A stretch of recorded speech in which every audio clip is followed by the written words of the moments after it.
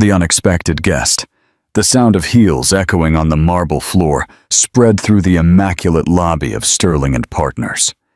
Isabel, her emerald eyes flashing with fury, slammed the guest list onto the polished glass desk. "Are you serious, Ethan? Claudia Evans. Your ex from New York is going to be at our wedding," she yelled.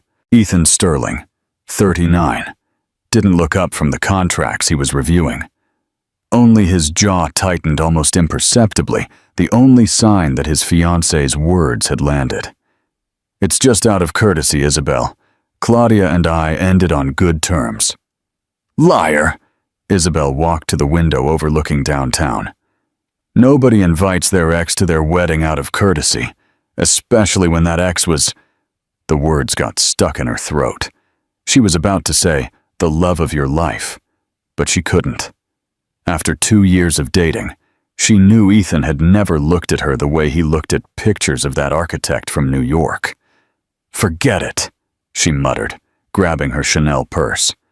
"But don't expect me to be happy about this."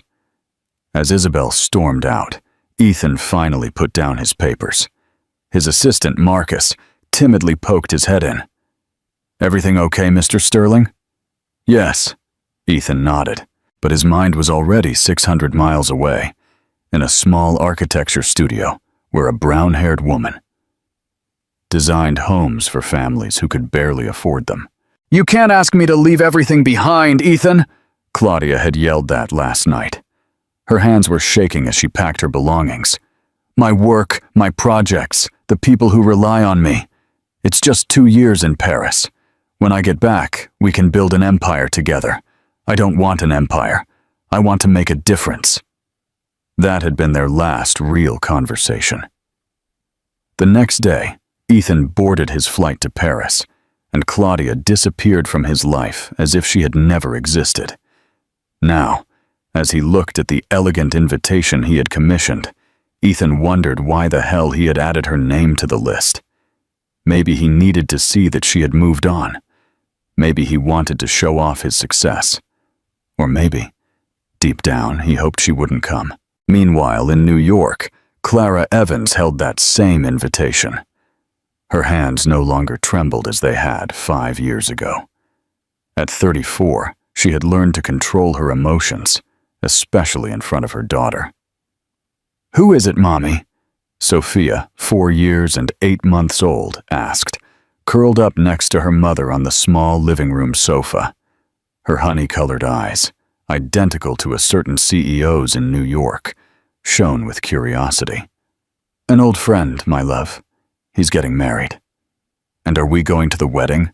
Clara looked at her daughter, a girl who looked more and more like her father every day. The same crooked smile. The same way she frowned when concentrating. The same head tilt when asking questions. "I don't know, Princess." But Clara did know. She had made her decision the moment she saw the elegant envelope in her mailbox. After almost 5 years of keeping the biggest secret of her life, it was time for Ethan Sterling to know he had a daughter. Her sister Maria walked into the kitchen and found Clara silently crying while Sophia played in the garden. "Are you going to tell him?" Maria asked, although she already knew the answer. "I tried to contact him when Sophia was born. His secretary told me he was too busy with his new life and didn't want any complications from his past. But now he's invited you." "Exactly." Clara wiped away her tears.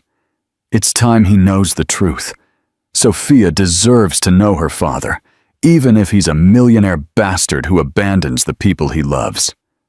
Maria walked to the window, where Sophia was building sandcastles, with the same obsessive concentration Ethan showed when reviewing architectural blueprints. "What if he tries to take her away from you?" "He can't. Legally, I'm her only mother. He doesn't even know she exists. And if he doesn't believe you—" Clara smiled bitterly. "One look will be enough. Sophia is identical to him when he was a child. His own mother will realize it instantly." That night, as she tucked Sophia into bed, the girl asked the question Clara had been dreading. "Mommy, why don't I have a daddy like other kids?" Clara sat on the bed and stroked her daughter's dark hair. You do have a daddy, my love. He just doesn't know you exist yet.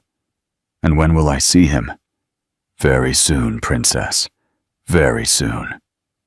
The next day, Clara called the airline and bought 2 tickets. For the first time in 5 years, she was going to see Ethan Sterling. And this time, she wasn't going alone. The truth is revealed, and Ethan is faced with a choice. What do you think he'll do? Share your thoughts in the comments. The truth under the Catalan sun. The coastal resort glittered under the Catalan sun like something out of a magazine. Ethan adjusted his tuxedo for the 5th time in 10 minutes, sweating despite the air conditioning.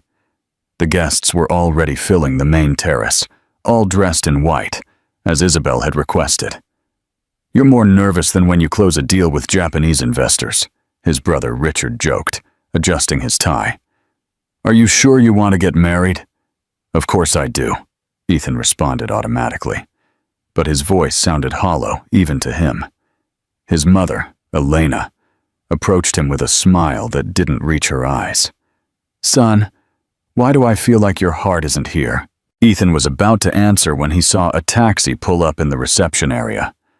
A woman got out of the back seat, wearing a simple but elegant navy blue dress. Her brown hair fell in soft waves over her shoulders. It was Clara, but she wasn't alone. A little girl, in a pink dress and white shoes, took Clara's hand and looked around, wide-eyed. Even from a distance, Ethan could see that those eyes were the exact same color as his. Who is that girl? Elena asked, squinting. Ethan couldn't answer. His world had just changed forever. At the reception desk, Clara filled out the registration forms, while Sophia tugged on her dress. Mommy, this place is like a castle, the girl whispered. Yes, my love, but remember what we talked about. You have to be very good. The man who looks like me is going to be here. Clara knelt down to her daughter's level. It's possible, princess. If you see him, don't say anything yet, okay? Sophia nodded solemnly, although she didn't quite understand why her mother seemed so nervous. An hour later, during the cocktail hour, Sophia got bored of sitting next to Clara. While her mother talked to other guests, the girl snuck away to explore. Ethan was on the main terrace, discussing the details of the new Valencia hotel with some investors, when he felt someone tug on his jacket. Excuse me, mister, a small voice said. Are you the one who's getting married? Ethan looked down and gasped. The girl in front of him was like looking into a mirror of the past. The same eyes, the same crooked smile, even the same way of standing with one hand on her hip. Yes, he managed to say, crouching down to her level. What's your name? Sophia Evans Sterling, the girl replied proudly. Ethan's world reeled. Sterling? Why did she have his last name? Where is your mommy, Sophia? Over there. She pointed to where Clara was chatting with an older couple. She says you and I look a lot alike. Before Ethan could respond, Clara hurried over. Sophia, you can't just wander off like that, she scolded her daughter, but her eyes were fixed on Ethan. Hello, Ethan. Clara. Ethan slowly straightened up. Is she my daughter? The investors who had witnessed the awkward scene discreetly walked away. Elena, who had been watching from afar, approached with determined steps. And who is this beautiful little princess? She asked, studying every detail of Sophia's face. I'm Sophia, the girl replied with a smile. My mommy says we came to see the man who looks like me get married. Elena looked at Ethan, then at Clara, and finally back at Sophia. Her eyes filled with understanding and tears. My God, she whispered. She's identical to Ethan when he was a little boy. The silence that followed was deafening. Ethan felt as if the ground was moving beneath his feet. We need to talk, he said to Clara, his voice hoarse. After the ceremony, she replied. I didn't come here to ruin your wedding, But Isabel had appeared at the exact moment to hear those last words.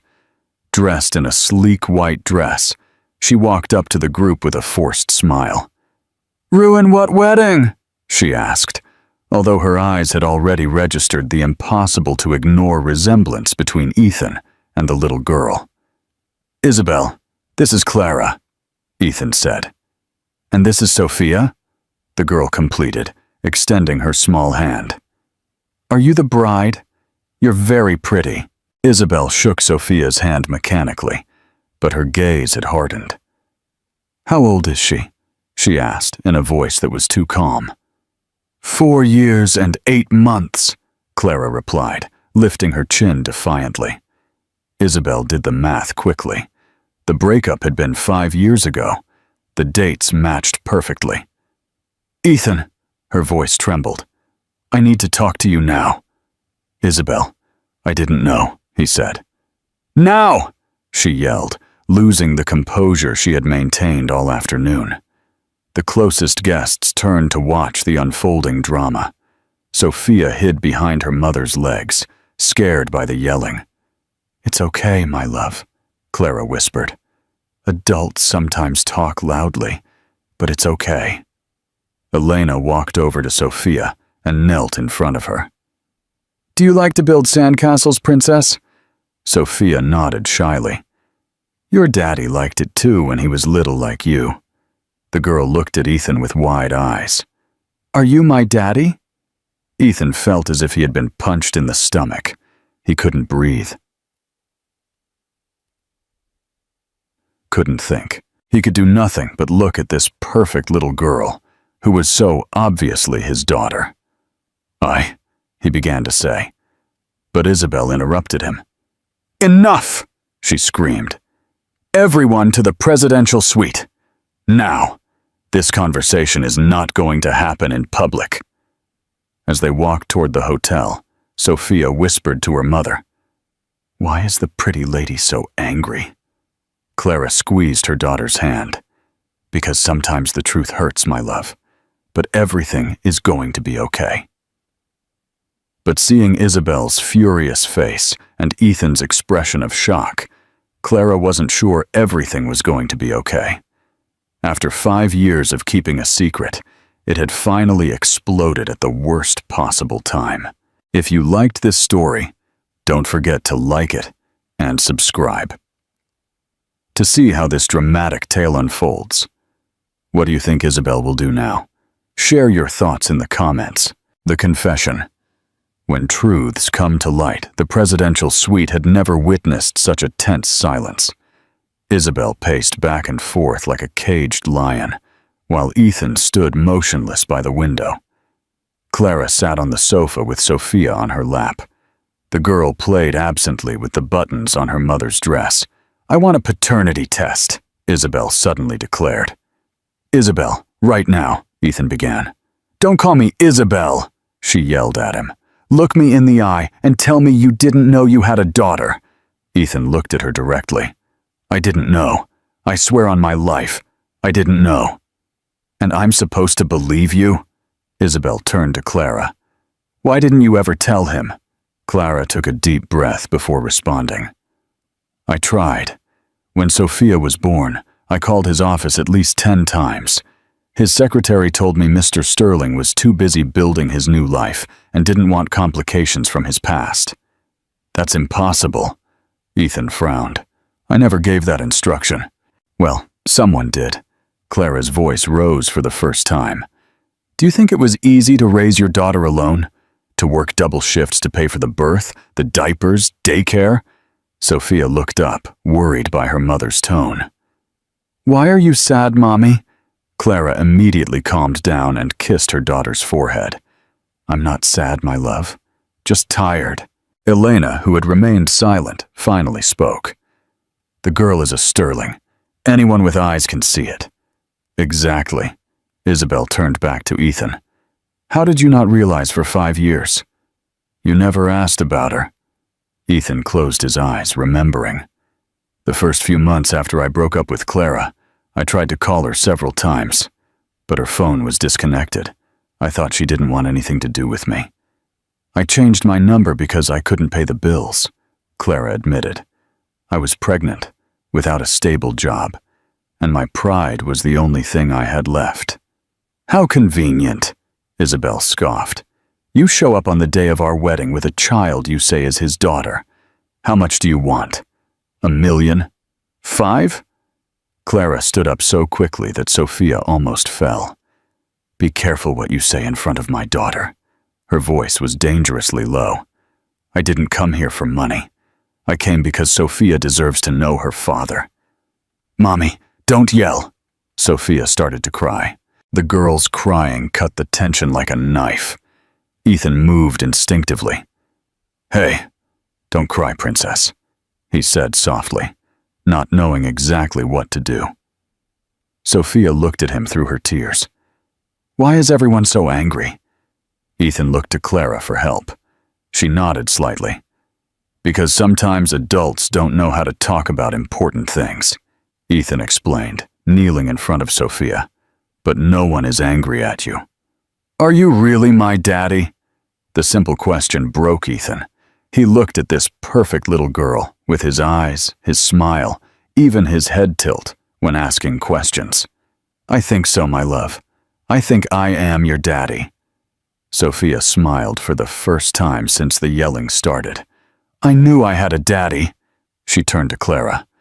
Mommy, I don't have to wonder what my daddy is like anymore. Isabel watched the scene with a broken heart, not for Ethan, but for the charade she had been living in. I have something to confess, she said suddenly. Everyone looked at her. This marriage was never about love.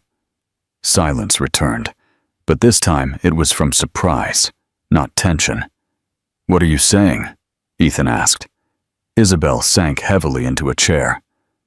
My family is bankrupt. My father gambled away our entire fortune on stupid investments. When I met you, my parents saw the perfect opportunity. A wedding that would save our name and our finances. Isabel, let me finish, she pleaded. At first I tried to fall in love with you. You're handsome, successful, kind, but I always knew your heart was somewhere else. Every time you talked about your work in New York, your voice changed. Every time they mentioned sustainable architecture, you smiled in a way you never did with me. I played the part of the perfect fiancé for 2 years, Isabel continued, because it was easier than admitting my life was a mess. But seeing that little girl, seeing you three together, I realized I deserve something real. Ethan walked over to Isabel. Why did you never tell me? Because I was afraid. And because you didn't seem entirely convinced about marrying me, either. It was true, Ethan said, and he knew it. I'm sorry, Isabel. We should have talked about this a long time ago. Yes, we should have, she sighed. But maybe everything happened this way for a reason. Maybe we both needed this child to show up to realize what we really want. Elena walked over to Isabel. You're a very brave woman for telling the truth. I don't feel brave. I feel like a fool who wasted 2 years of her life. You didn't waste them, Clara interjected unexpectedly. You learned to know yourself better, and now you can look for something real. Isabel looked at her in surprise. You don't hate me? I was going to marry the father of your daughter. The father who didn't know he had a daughter, Clara corrected. There are no villains here, Isabel, just people who made mistakes. Sophia, who had been listening without fully understanding, walked over to Isabel. You're not going to be my daddy's wife anymore, Sophia said. Isabel smiled sadly. No, little one, but maybe I can be your friend. Can we be friends, even though my daddy isn't marrying you? Of course. Ethan looked at the 3 women in the room. His ex-fiancée, who had just freed herself from a lie. His ex-girlfriend, who had raised his daughter alone for 5 years. And his daughter, who seemed to be adapting to all this madness better than any of the adults. So, what do we do now? He asked. Elena stood up. Now we're going to cancel a wedding, and we're going to get to know my granddaughter properly." Sophia clapped her hands in excitement. "Are you my grandma?" "Yes, my love, I am your grandma, and I have many years to make up for with you." As Isabel made the call to cancel the ceremony, and Elena began to ask Sophia questions, Ethan and Clara found themselves alone on the balcony. 5 years, Ethan murmured. 5 years without knowing I had a daughter. "I'm sorry," Clara whispered. "I should have pushed harder." "No," Ethan looked at her. "I should have pushed harder. I should have fought for us." "It doesn't matter what we should have done," Clara said. "What matters is what we're going to do now." Ethan nodded, looking inside, where Sophia was showing her new grandma how to braid hair. "I want to be part of her life, Clara. Truly. She needs her father. But it won't be easy. Sophia and I have our routine, our rules. I'll learn." For the first time in 5 years, Clara believed that maybe, just maybe, things could work out. This is getting really good. Don't forget to like and subscribe for more. What do you think will happen when Ethan tries to become Sophia's father? Tell me in the comments. Learning to be a dad 3 months after the canceled wedding, Ethan got off the plane in New York for the 5th time. His Friday routine had become sacred. Leave work, arrive in time for dinner with Sophia, and return on Sunday night. Clara was waiting for him at the airport with Sophia, who ran toward him, yelling, "Daddy!" with a joy that still surprised him every time. "How was your week, princess?" Ethan asked, lifting her up. "I learned to write my full name," Sophia announced proudly. "Sophia Evans Sterling. Mommy says now that you've acknowledged me, I can use both last names." Ethan looked at Clara over his daughter's head. The legal process had been complicated, but necessary. Paternity test, birth certificate update, shared custody documents. Everything was now official. "How are things at work?" Clara asked as they walked to the car. "Good. The investors finally understand that I want to focus more on sustainable projects. In fact," Ethan hesitated, "I have a proposal to make to you."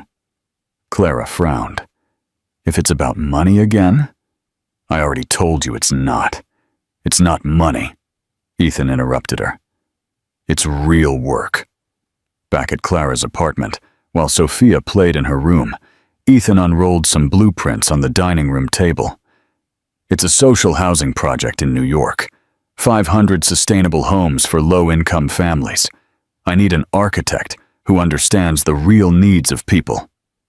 Clara studied the blueprints with a critical eye. "And what do you gain from this?" "The profit margins on social housing are minimal." "I gain working with you. I gain doing something that really matters." "Ethan, it's not an excuse to be close to me," she said quickly. "Well, not just that. I've been thinking a lot these past few months about what I really want to do with my life." Clara sat across from him.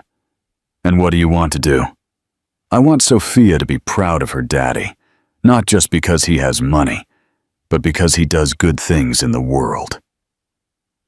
It was the first time Ethan had talked about changing his business focus, and Clara could see that he was serious. You'd need to review the entire project, the materials, the costs, the location. Of course. And you'd have total control over the architectural design. Sophia ran into the living room with a doll in her arms. "Daddy, will you help me braid Rosita's hair?" Ethan looked at the doll as if it were a bomb. "Me? I don't know how to braid, princess." "But you have to learn. Daddies have to know how to braid." Clara smiled as she watched Ethan clumsily try to handle the doll's synthetic hair. His large fingers, used to signing multi-million-dollar contracts, struggled with something as simple as a basic braid. "Not like that, Daddy," Sophia said, impatient. "Look, it's easy." With the infinite patience of a 5-year-old, Sophia taught her father how to divide the hair into 3 sections, and crossed them over. "See?" she said proudly, when Ethan finally managed a crooked but recognizable braid. "Now you're a real daddy." Ethan felt something strange in his chest, a mix of pride and terror he had never experienced before. That night, after Sophia fell asleep, Ethan and Clara sat on the small apartment balcony. "How do you do it?" Ethan asked suddenly. "Do what?" "Be a parent. Make decisions that affect another person every day. The responsibility is terrifying." "Terrifying," Clara completed, "especially at the beginning. The first few months after Sophia was born, I barely slept. Not because of her, but because I was afraid of doing something wrong." "And how did you overcome the fear?" "I haven't overcome it completely, but I realized that love is stronger than fear, and that it's okay to make mistakes while you're learning." Ethan nodded in silence. "There's something else," he finally said. "I've been thinking about moving to New York." Clara looked at him, surprised. "Sophia needs her father to be present, not just visiting. And I need to be close to her, to both of you." "Ethan, you don't have to change your whole life for us. I'm not doing it for you. I'm doing it for myself." He looked at her directly. "In London, I have a successful company and an empty life. Here, I have a family." The word family floated between them, full of possibilities and fears. "It would be complicated," Clara murmured. "Custody, schools, work. I've already talked to my lawyers. I can manage most of my business from here, and for what I need to be in person, I can travel." "And are you sure? I don't want you to regret it in a year and decide that small-town life isn't for you." Ethan moved closer to her on the small patio sofa. "Clara, in these 3 months, I've been happier than I have been in the last 5 years. Seeing Sophia grow, even if it's just on weekends, is the best thing that's ever happened to me.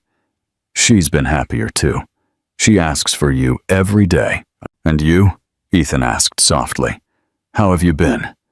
Clara took a moment to answer, confused, scared, but also happy. "Seeing Sophia with her father, seeing how much you love her, is what I always wanted for her." "And what do you want for yourself?" This was the question Clara had been avoiding for 3 months. Every Friday that Ethan arrived, every Sunday he left, she felt something that she had buried deep down 5 years ago. "I want Sophia to have a stable family. I don't want her to have to choose between her parents." "You haven't answered my question," Clara sighed. "I don't know what I want for myself, Ethan. For 5 years, everything has revolved around Sophia. Her needs, her happiness, her future. Maybe it's time you start thinking about it." Before Clara could respond, they heard Sophia's voice from her room. "Mommy, I had a nightmare." Both of them stood up immediately. It was the first time Ethan had experienced one of those nighttime parenting moments. "What do I do?" he asked nervously. "Follow me," Clara told him, "and learn." They found Sophia sitting in her bed, tears on her cheeks. "What happened, my love?" Clara asked, sitting beside her. "I dreamed that Daddy left again and never came back."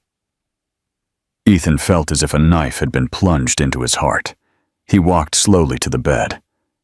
"Princess, look at me," he said softly.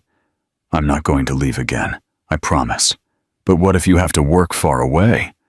Then we'll go with you and Mommy, wherever I am." "Really?"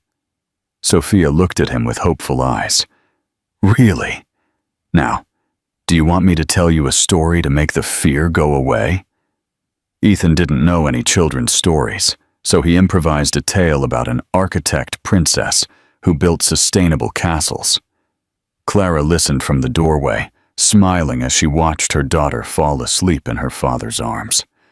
When they left the room, Ethan turned to Clara. "I don't want her to have nightmares about me again." "Then don't give her reasons to." "I won't. I swear I won't."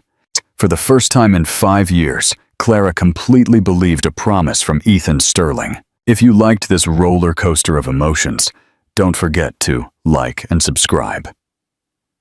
What do you think will happen when a crisis hits this new family? Tell me in the comments. Second chances. A year after the canceled wedding, the same coastal resort was preparing for another ceremony. But this time, everything was different. Ethan adjusted his white linen shirt as he watched the small ceremony being set up on the beach. Only 30 guests, instead of the 300 from the previous wedding. Close family, true friends, and the people who truly mattered. Nervous? Asked Richard, his brother, who was now serving as best man. Not at all, Ethan replied. And for the first time in his life, he meant it completely. I'm exactly where I'm supposed to be.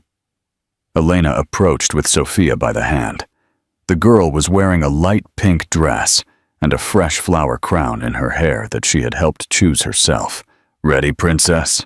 Ethan asked his daughter. More than ready, Sophia replied, proudly showing him the small cushion where she was carrying the rings. Do you think Mommy looks pretty? She always looks pretty, Ethan smiled. But today she looks perfect. In the hotel suite, Clara looked at herself in the mirror. She was wearing a simple ivory dress that she had bought at a local boutique. There were no famous designers or dresses worth thousands of dollars, just something beautiful and authentic, like everything she had built with Ethan over the last year. Ready? Asked Maria, her sister, who had traveled from New York to be her maid of honor. More than ready, Clara replied, touching the pearl necklace that had been her grandmother's. Do you know what I like most about all of this? What? That it feels real. The first time Ethan was going to get married, everything felt like a play. This feels like real life. There was a knock on the door. It was Isabel, who had arrived the night before. Can I come in? She asked shyly. Isabel! Clara hugged her. I'm so glad you came. I wouldn't have missed it for anything. Besides, someone had to make sure you got married this time. The three women laughed. Over the past year, Isabel had become an unexpected but genuine friend. After freeing herself from her family's expectations, she had gone back to college to study psychology and now worked as a therapist in a community clinic. How are things with Leo? Clara asked, referring to the elementary school teacher Isabel had met in a support group. Good. Very good. In fact, Isabel blushed. He's so different from everything I thought I wanted. He's simple, honest, and he makes me laugh every day. That's true, love, Maria said. When someone makes you laugh even on the difficult days. Exactly, Clara nodded. Like Ethan with Sophia. Yesterday I saw him teaching her how to braid all her doll's hair, and he did it with so much patience. You're so lucky that he became a good dad so quickly, Isabel commented.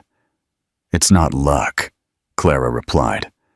It's love and a lot of effort from both of us. The ceremony began at sunset. Ethan waited at the makeshift altar on the sand, where a year earlier he had been dressed in a tuxedo, waiting for another woman. For the wrong reasons. The music started, and Sophia walked down the sand aisle, scattering rose petals and waving to all the guests like a little queen.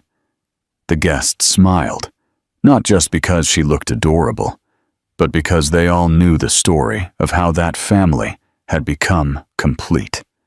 Then Clara appeared on her father's arm, who had traveled from his hometown to give away his daughter. Ethan felt his breath catch, not because of the dress or the hairstyle, but because of Clara's smile. It was the same smile that had made him fall in love 7 years ago, but now it shone with a confidence and happiness she hadn't had before. Dear ones, the officiant began in English, but Ethan interrupted him. Excuse me, could we do this in Spanish? He looked at Clara. It feels more like us. Clara nodded, moved by the gesture. The officiant smiled and began again.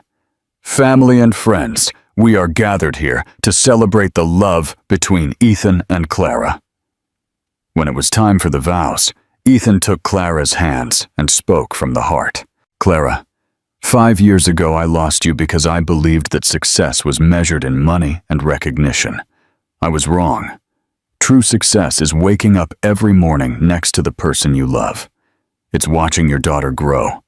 It's building something together that's worthwhile. I promise to be the man you and Sophia deserve. I promise that my family will always be my priority. And I promise to love you not only on the easy days, but especially on the difficult ones. Clara had tears in her eyes as she began to speak. Ethan, for 5 years we raised Sophia separately, but she was always our daughter.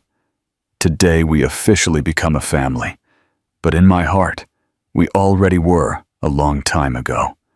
I promise to be your partner in everything, in work, in parenting, in dreams, and in worries. I promise that I will never again keep secrets that separate us. And I promise to build with you the life we always wanted, but that we now know how to value. When they exchanged rings, Sophia shouted from her front row seat, "Now kiss like in the movies!"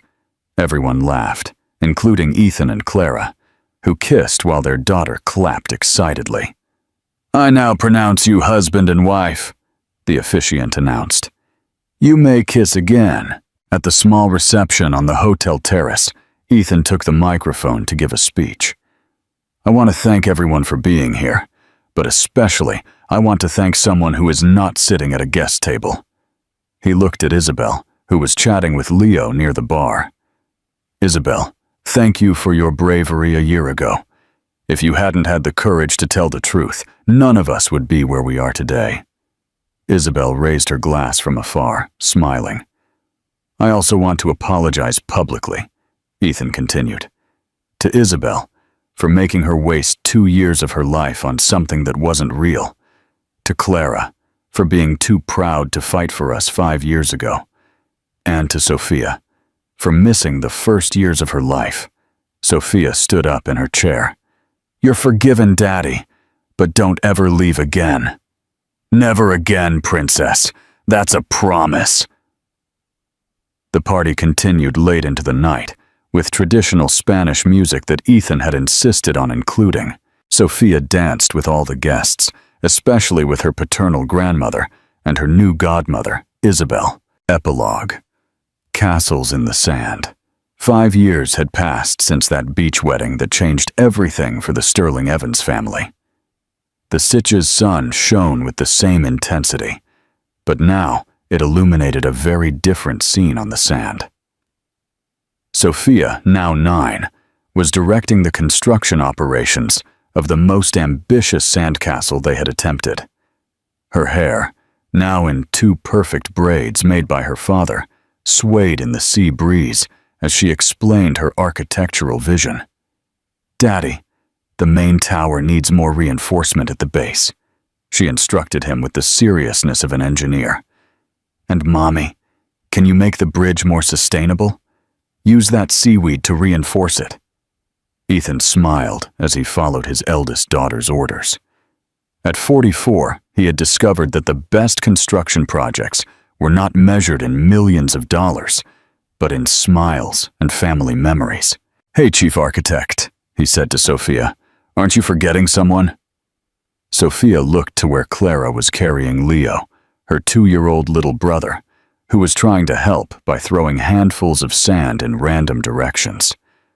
"Leo, come and help us!" Sophia yelled. "But don't throw sand, okay?" The boy ran toward them on his chubby legs, shouting, "Castle! Castle!" with the excitement characteristic of a 2-year-old. Clara, now 39, approached with a smile. Her sustainable architecture firm had expanded considerably, and she had just won a national award for her social housing projects. But she still preferred these family moments to any professional recognition. "How's the project going?" she asked, sitting in the sand next to Ethan. "Complicated," he replied, pointing to the blueprints Sophia had drawn in the sand. "Apparently, we need twin towers connected by a sustainable bridge, with a natural drainage system and themed rooms. Sounds like something we could propose for the new development in Valencia, Clara joked. Over these 5 years, Ethan had completely transformed his business focus. His company now specialized exclusively in sustainable development and social housing, working closely with Clara's firm. They had developed projects all along the Spanish coast, always with the principle that architecture should serve communities, not just profits. "Look who's here!" Sophia yelled, pointing to the path that led to the beach. Isabel was walking toward them hand in hand with Leo, her 3-year-old husband. Behind them came their 1-year-old twins, Daniel and Emma, in a double stroller that Leo was expertly pushing. "Aunt Isabel! Uncle Leo!" Sophia ran to hug them. Isabel, now 36, had blossomed completely after freeing herself from family expectations. Her work as a family therapist had led her to specialize in non-traditional families, and she had found in Leo a partner who valued her independence and ambition. "How are my favorite architects doing?" Isabel asked, hugging Clara and Ethan. "Building the castle of the century?" "Sophia says she's going to be a castle architect when she grows up." "And what exactly does that mean?" Leo asked, holding Daniel, who immediately began to pull on his mustache.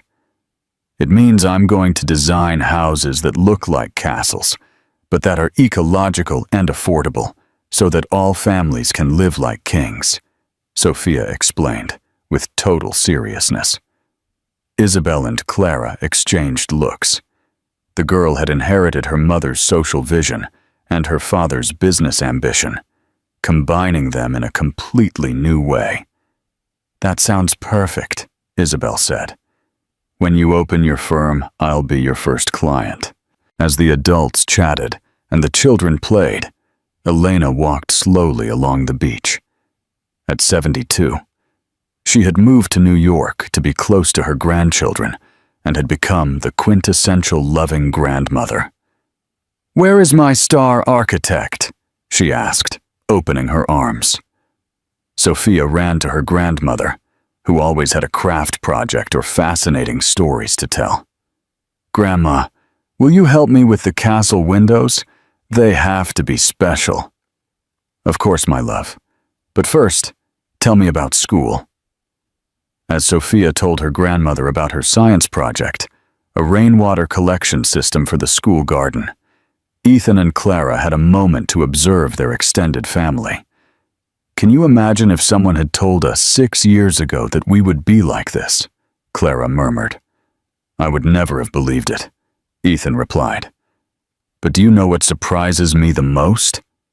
"What?" "That Isabel and Leo are some of our best friends. That your sister Maria is dating my brother Richard. That our children are growing up surrounded by so much love. And that you're as good a father as I always knew you could be." Ethan looked at her with that smile that still melted her after all these years. "Do you know what else surprises me?" he said softly. "What?" "That I fall more in love with you every day." Before Clara could respond, Leo ran over, his hands full of sand. "Mommy, Daddy, help me! Castle!" "Of course, my love," Clara said, picking him up. "But first, let's clean those little hands." As Clara carried Leo to the water, Ethan stayed to watch the whole scene. Sophia explaining the principles of sustainable architecture to Isabel and Leo. Elena playing with the twins. Maria and Richard arriving with a cooler full of drinks, and his wife teaching their youngest son how to wash his hands in the gentle waves of the shore. 6 years ago, on this very beach, his life had exploded into 1,000 pieces. He had lost a wedding, but he had gained a family. He had lost an apparently perfect life, but he had found an authentic life in reality. His phone rang. It was a work message, probably about the new housing project for teachers in Valencia. 6 years ago, he would have answered immediately. Today, he simply turned off his phone. "Daddy, come see, it's ready!" Sophia yelled. Ethan walked over to the most elaborate castle they had ever built. It had towers, bridges, a system of canals, and small flags made with sticks and scraps of fabric that Isabel had brought in her purse. "It's perfect, Princess," he said, kneeling next to his daughter. "It's the best castle we've ever made." "Because now we're more," Sophia replied. "Every year, we're more of a family, so the castles can be bigger. And next year? Next year, it's going to be even bigger," she declared with confidence. "Because more family is coming." Ethan looked at her, confused. "More family?" Sophia pointed to where Clara was returning with Leo in her arms. But now, her free hand rested instinctively on her belly, in a gesture Ethan knew well. "Mommy hasn't told me yet," Sophia whispered. "But it's just like when she had Leo in her tummy. I know, because I'm very observant." Ethan felt as if his heart was going to burst. He looked at Clara, who smiled at him with that special smile he had learned to recognize. "Is it true?" he asked as she approached. "I wanted to wait until the end of the day to tell you," Clara murmured. "But someone is too smart for her own good." Ethan hugged her, also carrying Leo, who protested being squeezed between his parents. "When?" he asked excitedly.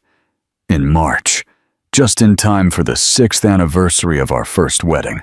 I mean, your canceled wedding." Sophia hugged them all from below. "Now we're really going to need a bigger house," she announced. "Can I help design it?" "Of course," Ethan laughed. "But first, let's finish this castle." As the sun set over the Sitges coast, the Sterling Evans family finished their most ambitious castle. It wasn't perfect. Some towers were crooked, the bridge was a little wonky, and Leo had left footprints all over. But it was theirs. It was real. It was built with love, patience, and the understanding that the most beautiful things in life don't always turn out according to the original plan. "Ready for the photo?" Isabel asked, raising her camera. "Wait!" Sophia yelled.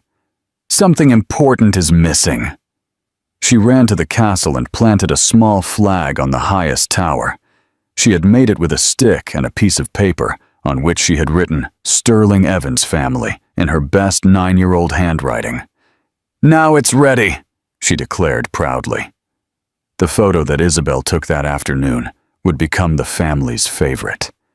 Ethan and Clara sitting on the sand, Leo on his mother's lap, Sophia standing between her parents with her arms open as if presenting her masterpiece, and behind them the most crooked and perfect castle they had ever built.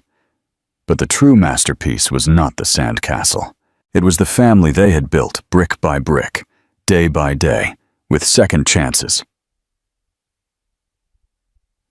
hard truths, and the understanding that true love doesn't always arrive at the perfect time.